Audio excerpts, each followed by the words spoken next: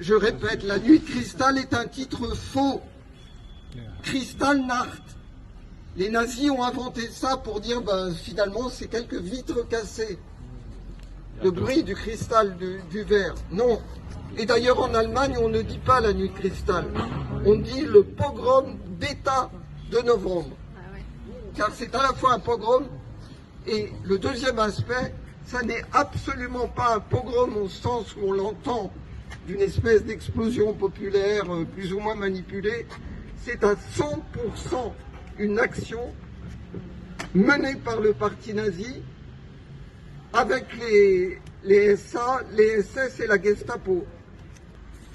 On peut dire que la nuit de cristal, en 1938, quelques mois avant le début de la guerre, symbolise le passage de la persécution des Juifs d'Allemagne et d'Autriche, qui avaient déjà, notamment les Juifs d'Autriche, avaient pas mal encaissé lors de l'Anschluss en mars 1938, mais c'est le passage de cette persécution à la perspective du massacre et de la Shoah. On tue des Juifs.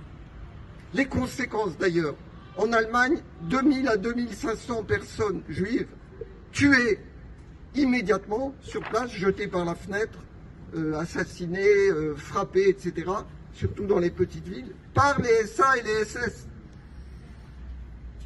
Des centaines de personnes mortes dans les camps de concentration, puisque je ne parle pas de camps de mise à mort, je parle de camps de concentration, Dachau et d'autres. Sachsenhausen, tout à fait.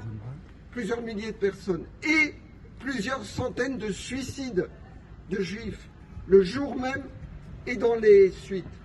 Vraiment une épidémie de suicides en Allemagne même, à Vienne et dans les Sudètes.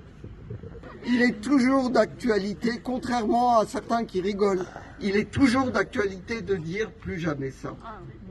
C'est toujours d'actualité. Ne vous laissez pas embobiner par ceux qui vous disent ah, vous voyez, ne plus jamais ça, à quoi ça mène. Non. Il est jamais trop tard pour faire de nos mémoires un outil contre tous les idées, tous les actes d'exclusion. Merci pour votre attention.